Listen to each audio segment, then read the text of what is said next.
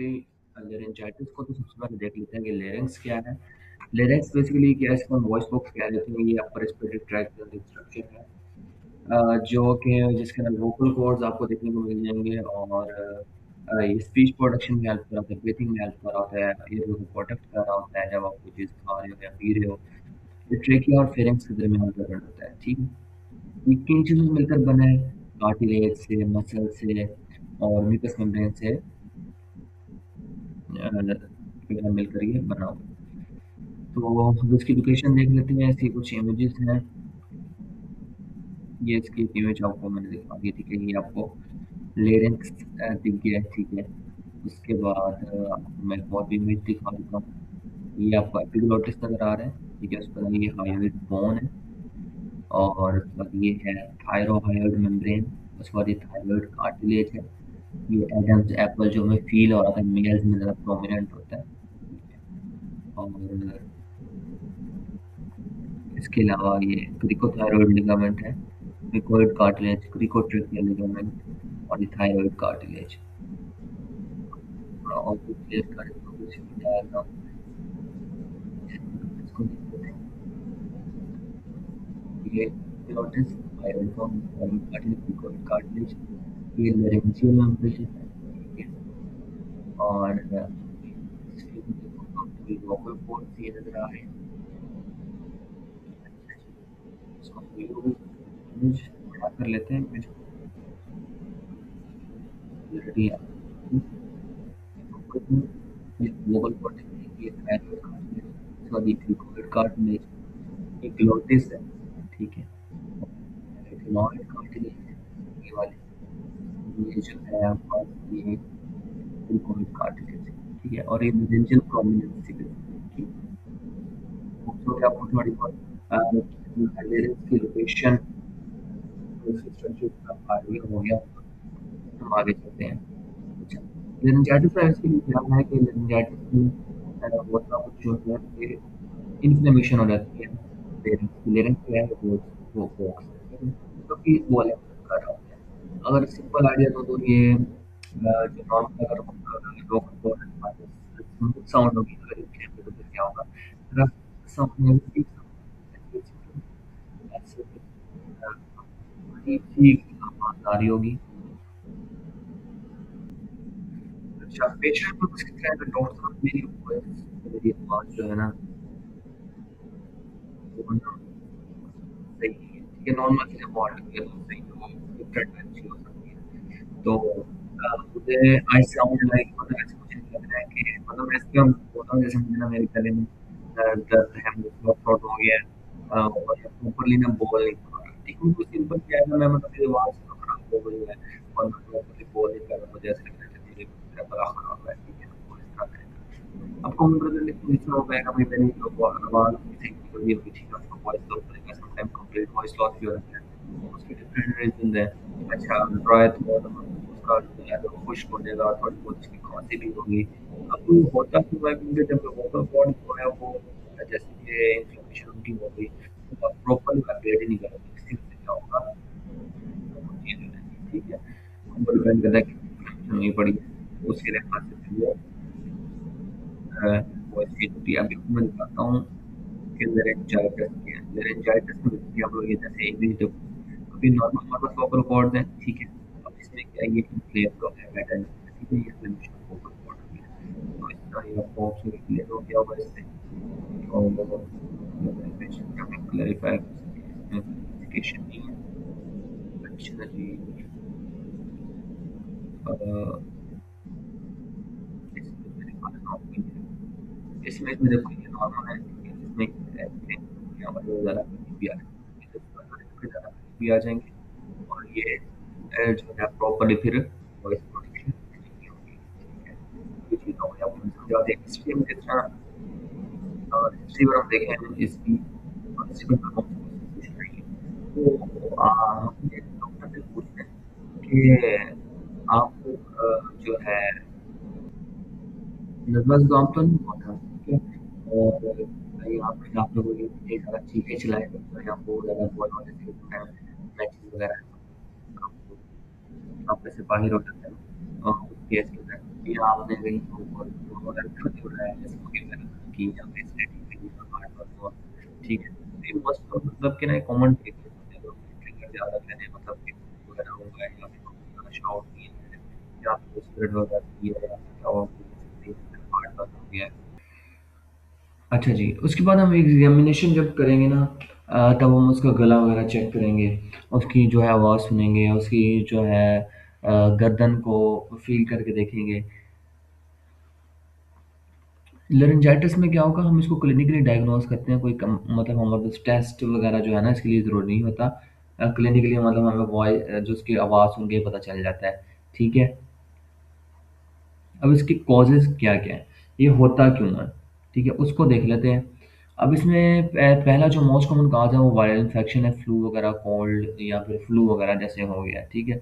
क्यों? क्योंकि वायरस क्या करता है, वो वोकल कॉर्ड की स्वेलिंग कॉज़ करेगा। जब वोकल कॉर्ड स्वेलिंग कॉज़ करेगा, वोकल कॉर्ड एक-दूसरे के ज़्यादा करीब आ जाएँगे और आवाज़ में क्या होगा, तब्दीली आ जाएगी, ठीक है।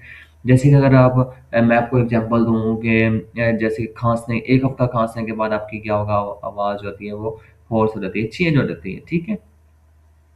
तो या फिर वॉइस का ओवर यूज़ कर रहे हो, जैसे कोई शाउट कर रहे हो, आप गाना गा रहे हो या फिर क्या हुआ जैसे गाना गाते बहुत ज़्यादा नहीं बंदा आवाज़ निकालने लग जाता है, सुर निकालने लग जाता है या फिर वो टीचर जो है बहुत ज़्यादा बोलने लग जाती हैं और शाउट करने लग जाती हैं, ठीक है? तो पढ़ाते वक़्त बंदे को ज़्यादा वो अगर माइक नहीं है तो फिर ज़्यादा ऊँचा बोलना पड़ता है, ठीक है? तो ओवर यूज़ करते हो ना अपने vocal cord strain overuse strain डालते हो उनके ऊपर बहुत ज़्यादा ज़ोर डालते हो। तो उसकी वजह से ये हो रहा होता है। अब उसकी एग्ज़ाम्पल क्या है कि जैसे कि आप क्रिकेट मैच के अंदर बहुत ज़्यादा जैसे कि अक्सर लड़कियाँ लड़के कह रहे होते हैं। अच्छा, थर्ड फैक्टर स्मोकिंग आ जाता है। स्मोकिंग जैसे वो क्या करता है, इसने जाके छेड़ना होता है और डैमेज करना होता है वोकल कॉर्ड्स को, ठीक है? ये इसका काम है। एसिड रिफ्लक्स जैसे कि GERD गैस्ट्रोएसोफेजियल रिफ्लक्स डिज़ीज़ है। एसिड क्या करता है, गले को इरिटेट करेगा और वॉइस बॉक्स है उसको भी इरिटेट कर रहा होता है, ठीक है? वॉइस फिर वर्स हो जाती है मॉर्निंग के अंदर स्पेशली सुबह के वक़्त क्या होगा, मसला आता है जैसे कि जिनको एसिड बर्न या जिनके वो जलन रहती है ना वो मतलब कि फिर वो एसिड ऊपर आता है, ठीक है, रिफ्लक्स जब होता है तो उसकी वजह से फिर ये वॉइस बॉक्स को इरिटेट करता है। एलर्जी जैसे कि म्यूकस उसकी रीज़न ये है कि म्यूकस और इरिटेशन जो है वो इफ़ेक्ट करती है किसको, वोकल कॉर्ड को, ठीक है। जब आपको वो एलर्जी होगी किसी चीज़ से तो म्यूकस प्रोडक्शन और इरिटेशन की वजह से वोकल कॉर्ड इफ़ेक्ट होंगे। लारिंजाइटिस की जो टाइप है एक्यूट है, क्रोनिक है। एक्यूट में आप देखो तो शॉर्ट टर्म है, मतलब कुछ दिन से 2 हफ्ते आपको लगेंगे, ठीक है? कुछ दिन से अगर 2 हफ्ते तक है तो शॉर्ट टर्म है और इन्फेक्शन से ही काज़ होता है या फिर अगर कोई टीचर है या फिर कोई आपने मैच में शाउट कर दिया बहुत ज़्यादा या फिर आपने वो ऊँची आवाज़ में गाना गाया, ये हो सकता है। अगर 3 हफ्ते से ज़्यादा है तो ज़्यादा रह चुका है, फिर आपने क्रोनिक लारिंजाइटिस को लेबल करना है, ठीक है? वो स्मोकिंग वजह से हो सकता है, एसिड रिफ्लक्स की वजह से हो सकता है गर्ड में, ठीक है? और लॉन्ग टर्म इरिटेशन बहुत ज़्यादा एलर्जी एलर्जी की वजह से हो सकता है, ठीक है? उसके लिए फिर हमें क्या होगा, मेडिकल इवैल्यूएशन चाहिए, मेडिकली हमने उसे जाँचना होता है। सिम्पटम क्या-क्या होंगे? एक तो हॉर्सनेस हो गई, ठीक है, वीक और लॉस्ट या आवाज़ निकल ही नहीं रही होती, ठीक है? और गले में दर्द होगी, सूखी खाँसी आ रही होगी और जैसे ना टिकलिंग फीलिंग वो मतलब कि ना ये खरा ऐसे जब बंदा वो नहीं स्क्रैच वगैरह नहीं करता अपनी बॉडी को तो इस तरह आ जाता है, ठीक है? अच्छा जी, इसकी रीज़न क्या है? जैसे इस वोकल कॉर्ड जो आपके वो जो है उनकी इन्फ्लेमेशन होगी वो फूल जाएँगे, स्वॉलन हो जाएँगे तो वो क्या करेंगे नॉर्मल साउंड प्रोडक्शन को इफ़ेक्ट करेंगे, ठीक है? अब इसकी इन्वेस्टिगेशन में हम कोई टेस्ट वगैरह तो नहीं करवाएँगे और ना ही ज़रूरत होती है। अगर ज़्यादा लंबा है जैसे कि क्रोनिक लारिंजाइटिस है तो हम लारिंजियोस्कोपी करवा सकते हैं। बेसिकली कैमरा होता है ताकि हम वोकल कॉर्ड्स को देख सकें, ठीक है? अब इसकी रीज़न क्या है? ताकि हम चेक कर सकें कोई अगर सीरियस इश्यू तो नहीं है, कोई नोड्यूल वगैरह तो नहीं बना हुआ, कोई ट्यूमर वगैरह तो नहीं है, कैंसरस काज़ तो नहीं है। डिफरेंशियल डायग्नोसिस इस तरह आ जाएगा कि लारिंजाइटिस की तरह कौन-कौन सी कंडीशन दिखती है? Pharyngitis, tonsillitis, vocal cord nodule जो है थ्रोट कैंसर। फेरेंजाइटिस में क्या होता है इसमें गले का दर्द ज़्यादा होता है, ठीक है? फेरेंजाइटिस में मतलब कि ना वो आवाज़ कम चेंज होती है क्योंकि ये लेरिंक्स से ऊपर है ना, तो इसमें आवाज़ का मसला इतना नहीं होगा, इसमें गले के दर्द का मसला होगा। पेशेंट गले की मेन कंप्लेंट उसकी गले की दर्द की होगी। टॉन्सिलाइटिस में बुखार होगा और क्या होगा, टॉन्सिल जब आप लोग देखोगे तो उसके ऊपर स्वॉलन आपको जो रेड मिलेंगे, ठीक है। या फिर उनको वाइटिश में वो मेम्ब्रेन भी हो सकते हैं, डिप्थीरिया वगैरह वो भी कॉज हो सकता है। वो हमारे टॉन्सिलाइटिस का लेक्चर कवर हो चुके हैं, ठीक है। वोकल कॉर्ड नोड्यूल में देखो कि अगर ये लॉन्ग टर्म वॉइस प्रॉब्लम है तो वोकल कॉर्ड नोड्यूल हो सकता है। अगर काफ़ी अर्से से चला आ रहा है, थ्रोट कैंसर और रेयर है लेकिन सीरियस है। रीज़न क्या है, डॉक्टर को रूल आउट करना होता है इन चीज़ों को। कंपैरिजन में अगर देखें तो लेरिंजाइटिस में हॉर्स वॉइस होएगी, ठीक है। उसके अलावा आवाज़ की तब्दीली हो जाएगी, सॉर थ्रोट जो है में पेन, मतलब फ्रिंजाइटिस में आपको पेन डोमिनेंट दिखेगा, ठीक है। टॉन्सिलाइटिस में फीवर और स्वेलिंग दिखेगी। नोड्यूल में अगर वोकल कॉर्ड नोड्यूल हुआ तो क्रोनिक वॉइस इशू होगा, पहले बहुत पुराना वॉइस इशू चल रहा होगा, तो आपने नोड्यूल को थिंक करना है, ठीक है। इजी टिप यही है कि अगर वॉइस प्रॉब्लम है तो आपने सबसे पहले लेरेंजाइटिस के बारे में सोचना है। वार्निंग साइंस क्या है, डॉक्टर की तरफ कब जाना है, जब मतलब पेशेंट आपके पास, अगर आप कोई ये मरीज मेरी वीडियो देख रहा है तो वो भी सुन ले और कोई डॉक्टर वो भी सुन ले कि डॉक्टर है तो वो उसके पास मरीज कब आएगा या मरीज को कब जाना चाहिए डॉक्टर के पास। तो जब है 2 से 3 हफ्ते हो जाएं, अगर इससे ज़्यादा की ड्यूरेशन होगी तो भाई आवाज़ आ ही नहीं रही, देन मतलब ज़्यादा लॉस हो गया है, तो फिर जाओ, ठीक है, डॉक्टर के पास। अगर सांस में मसला आ रहा है और कोई चीज़ खा रहे हो बहुत ज़्यादा पेनफुल है, वो दर्द हो रही है, खांसी में वो खून आ रहा है, ठीक है, और जो है वेट लॉस, हाँ, अगर वज़न कम हो गया है, तो आपने आना है। ये मतलब कि सीरियस कंडीशन इंडिकेट करेगी। अच्छा, ट्रीटमेंट क्या है? सबसे पहले भैया अपनी आवाज़ को भैया अपने आराम देना है, ठीक है? और कुछ नहीं करना, बोलना बंद करें, फुसफुसाना बंद करें, ठीक है? विस्पर नहीं करना, विस्परिंग से और ज़्यादा स्ट्रेन मतलब कि ज़ोर पड़ेगा वोकल कॉर्ड के ऊपर। और आपने ऐसे एक्ट करना है कि जैसे आपकी जो आवाज़ है ना वो लीव पर, छुट्टियों पर चली गई है, ठीक है? इस तरह हाइड्रेशन को मेंटेन रखें, अपने जो गर्म पानी पिएँ, ठीक है। और उसके अलावा जो है अपने वोकल कॉर्ड को ताकि आपका नमी मिलती रहे। Steam inhalation moist air reduce करेगी, जो इरिटेशन है उसको रिड्यूस करेगी। Steam from the hot air with towel, ठीक है, ये करना है आप लोगों ने। अच्छा, उसके अलावा गले को आराम देने के लिए हनी और वार्म ड्रिंक्स आप लोग पी सकते हो, यूज़ कर सकते हो। इरिटेंट्स को अवॉइड करना है, स्मोकिंग से बिल्कुल दूर रहना है, dust, cold air, medicine, pain relief, paracetamol आप लोग दर्द के कम करने के लिए पैरासीटामोल यूज़ कर सकते हो। कॉज को ट्रीट करना है, रिफ्लक्स जैसे कि अगर रिफ्लक्स है तो उसको रिफ्लक्स मेडिसिन आप दोगे, ठीक है। एंटीबायोटिक्स यूज़ नहीं करते, क्यों? क्योंकि वायरल मेनली कॉज होता है इसका, वायरल ही होता है, ठीक है। पहले प्रिवेंशन क्या है, अपनी आवाज़ को प्रोटेक्ट करो, शाउट वगैरह करना बंद करो, वो पानी पियो, स्मोकिंग अवॉइड करो, इन्फेक्शन को ट्रीट करना है अर्ली, ठीक है। अगर क्या हुआ एसिड रिफ्लक्स है तो उसको मैनेज करो। स्पाइसी फूड को नहीं खाना, रात को नहीं खाना, लोग रात को खा के पिज़्ज़ा वगैरह सो जाते हैं माशाल्लाह, तो उसकी वजह से भी लेरिंजाइटिस हो सकता है, ठीक है।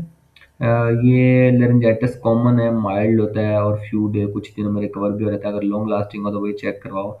ज़्यादा ही अरसे तक फिर तो नोड्यूल और थायराइड के सॉरी उसकी वजह से ट्यूमर भी हो सकता है। सिंपल ट्रिक अगर मैं कहूँ तो वी से वॉइस चेंज याद रखो, ओवर यूज होता है इसमें, इन्फेक्शन भी हो सकता है, ठीक है, वायरल इन्फेक्शन। केयर में अपने रेस्ट और फ्लूइड ई से इवेलुएट अगर प्रॉन्ग हो जाए, ठीक है। ये कुछ कंपनीज हैं, ये आपको मैंने दिखानी थी कि यार ये पाकिस्तान की फार्मास्यूटिकल कंपनीज हैं, इन्हीं कंपनीज के जो है आप लोगों को आगे दवाइयाँ देखने को मिलेंगी, ठीक है।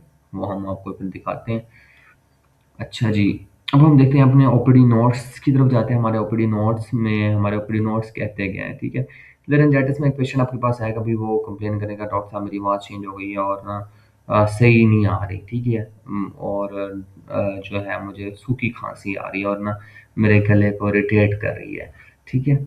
और ये बुखार भी है और मेरे जिस्म में भी दर्द है, ठीक है। ट्रिगरिंग फैक्टर में वही होगा कि उसने बहुत ज़्यादा लाउड पिच में एक्स्ट्रा ही माशाल्लाह सिंगर बनने की कोशिश की है ना, ठीक है। या तो उसने गाना गाने की कोशिश की, या फिर अम्मी से उसको मार पड़ी है किसी बच्चे को तो उसने बहुत ज़्यादा रोना शुरू कर दिया। तो डिफरेंशियल डायग्नोसिस में वोकल कॉर्ड नोड्यूल भी लेके आ सकते हो आप, इसके लिए शर्त ये है कि मंथ्स में हिस्ट्री हो, कि भाई महीनों से चल रहा है, तब वोकल कॉर्ड नोड्यूल का सोचना है।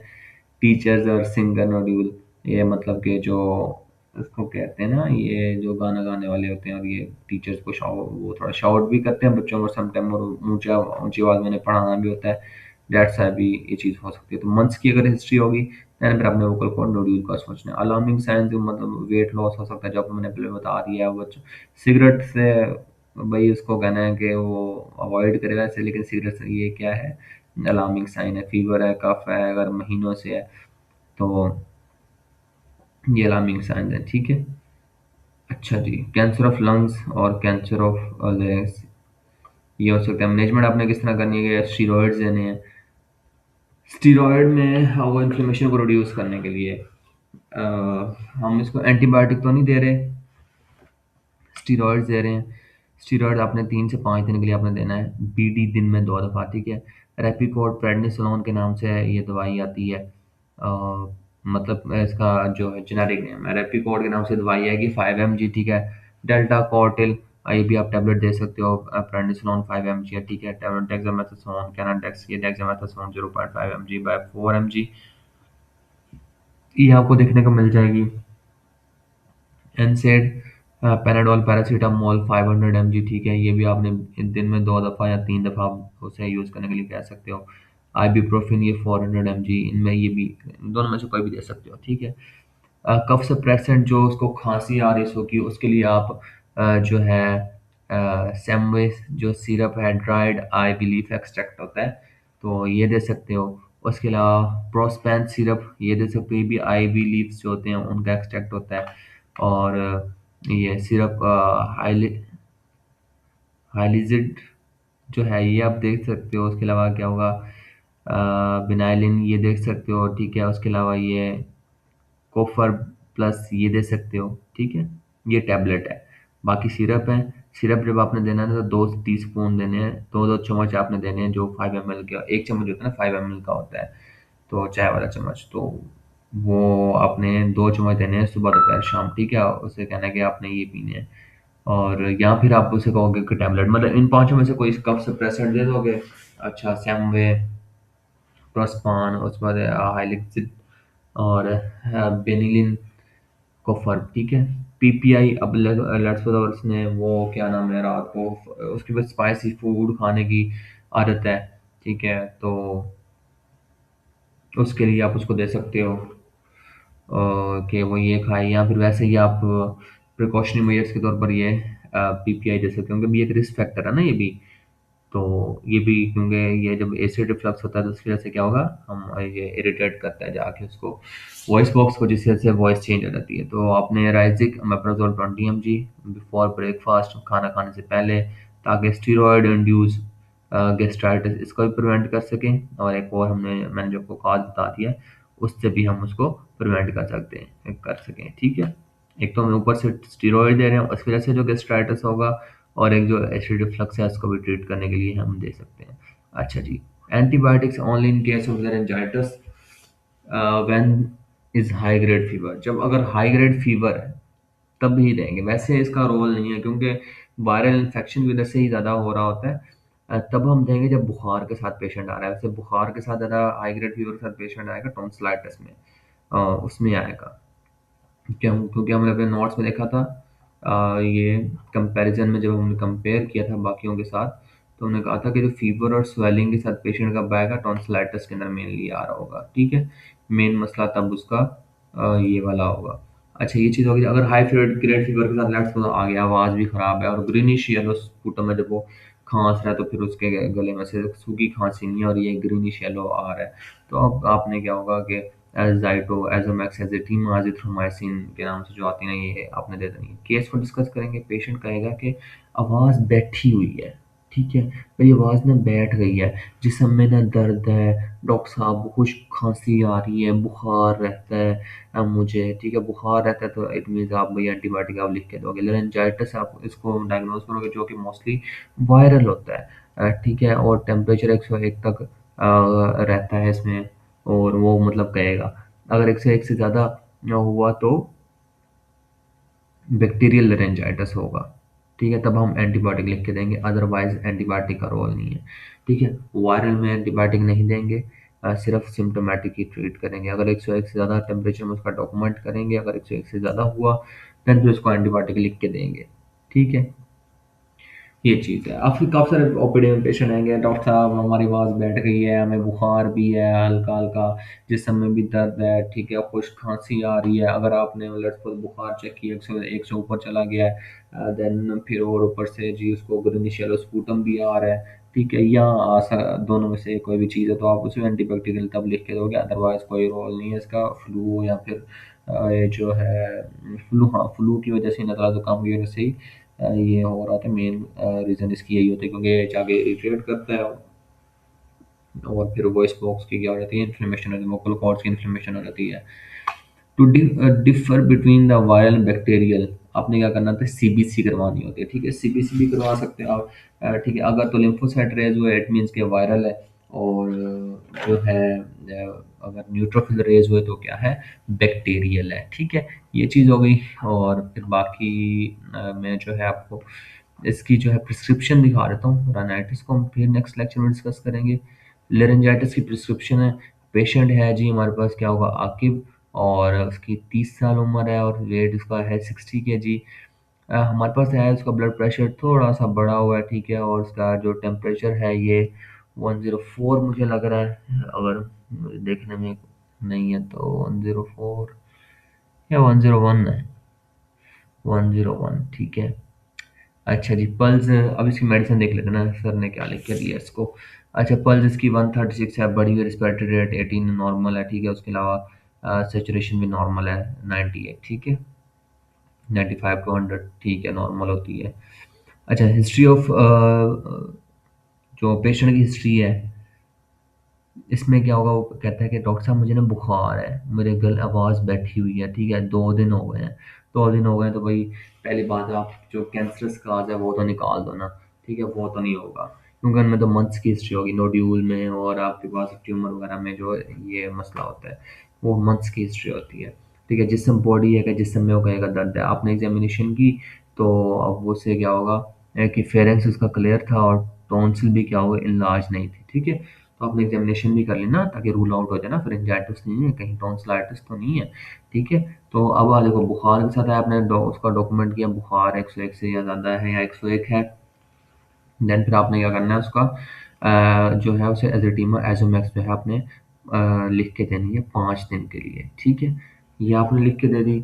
अच्छा, उसके अलावा फिर आपने मतलब उसने कहना है कि एक ही आपने खानी है और 5 दिन के लिए खानी है, 500 mg। उसके अंदर आपने जो है इन्फ्लेमेशन को रिड्यूस करने के लिए, वोकल कॉर्ड की जो स्वेलिंग है उसको कम करने के लिए आपने या रेपिकोड, उसे कहना है कि 5 mg वो खाए, और 3 दिन तक खानी है सुबह शाम। ठीक है, ये चीज़ होगी। निम्स जो है ये वही पेन को कम करने के लिए एनसेड है, ठीक है, निमिसुलाइड, ये जो है 100 mg, एक एक सुबह शाम आप मतलब कि खानी है। उसके अलावा फिर ये क्या है, रूलिंग है, वो स्टीरॉयड जो दे रहा है उसकी वजह से गेस्ट्राइटिस है, और जो अगर वो स्पाइसी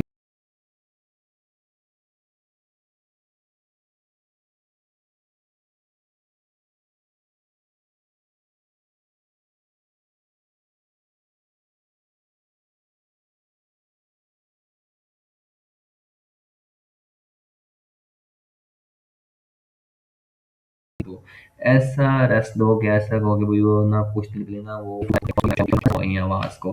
ठीक है, तो ये सीन करना है आवाज़ के साथ। तो होप्स हो कि समझ आ गई हो। नेक्स्ट हमारी प्रिस्क्रिप्शन रेनाइटिस की हम उसको बाद में डिस्कस करेंगे। तो होप्स हो कि समझ आ गई हो कि पेशेंट आया हमारे पास, डॉक्टर कहता है डॉक्टर साहब मेरी आवाज़ ना बैठी हुई है। ठीक है, तो चलिए इसका हम बाद में टेस्ट करते हैं। ठीक है, आप लोगों का भी आइडिया आ जाएगा, उसको माइंड में रख लें प्रिस्क्रिप्शन को, और हम आगे चलते हैं। अच्छा, हम देखते हैं कि कुछ मेडिसिन जो हमने डिस्कस की थी उनको ना हम देख लेते हैं कि भाई वो उनकी प्राइस क्या और दिखती कैसी हैं। ठीक है, ये हमने सिरप जो कफ सिरप है आईवी लीव, ठीक है, एक्सट्रैक्ट जो है उनका जिक्र किया था, तो उनको देख लेते हैं। कफ कफ जो ड्रॉप्स हैं 20 ml वाले वो आपको मिलेंगे 346 के। ठीक है, 120 ml वाला 365 का मिलेगा। कोफर्ग प्लस कफ सूथर टैबलेट्स जो हैं, ये आपको 161 की टैबलेट्स जो हैं। इसके अलावा ये जो सिरप है 120 ml का प्लस कॉपर प्लस, ठीक है, ये 427 का मिलेगा। कॉफी कफ शुगर फ्री 120 ml 266 का। ये जो है ओरल ड्रॉप्स कॉफी के 251 के।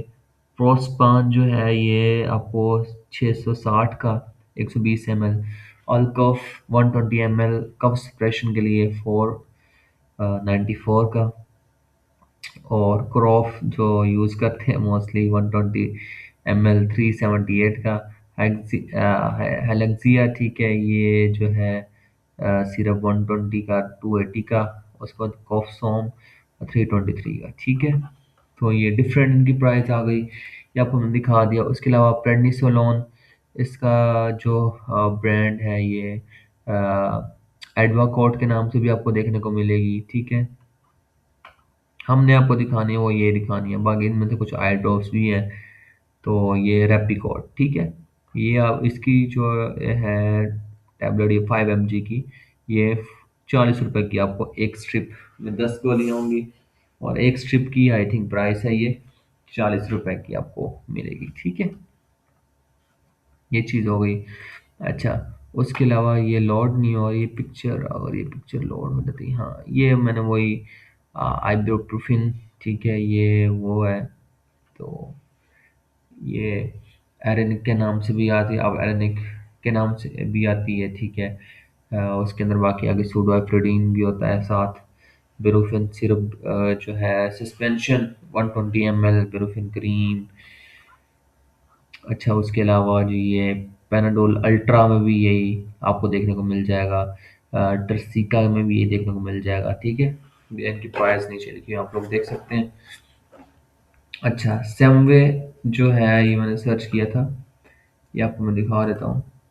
ये सेमवे प्लस है 120 ml सिरप 399 का, 400 का आपको मिल जाएगा, ठीक है। अच्छा, उसके अलावा ये जो था ये प्रेडनिसोलोन उन्होंने और सर्च की हुई थी एक चीज़। सो आई थिंक आपको मैंने सारी चीज़ें दिखा दी हैं। कुछ चीज़ें हैं जो मैंने पिक्चर में इधर थी। पैरासीटामोल के ये डिफरेंट ब्रांड है, ठीक है, ये आप लोग इनको देख सकते हैं। बफलगन, उसके बाद ब्रूफिन, उसके बाद क्या हुआ कैल्फीना, Calpol, Calpol paediatric, Calpol plus, ठीक है। अच्छा, उसके अलावा डार्विन है, उसके बाद क्या हुआ कॉफकॉल है, कॉलपोल है, डोस्टेरल है, ड्यूराजेजिक है, ठीक है, फेब्रोल के नाम से आएगी। ड्यूराजेजिक टैबलेट्स होती हैं, ड्यूराजेजिक 4 टैबलेट्स होती हैं।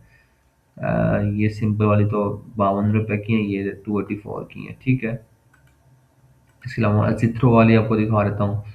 इसमें ये आ जाएगा हमारे पास जो है एजेटको, ठीक है, एजिटीमा।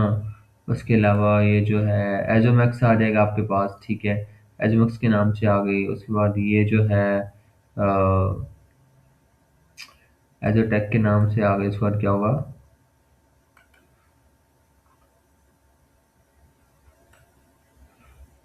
ये आई थिंक चेंज हो गई है, कुछ तो चेंज हुआ है। चलो मैं आपको मैं दिखा दी एज टीम और एजोटेक के नाम से, ठीक है। जाइटो के नाम से भी आती है। और ये आइब्रोफिन के आपको मैंने ब्रांड जो है दिखा दिए।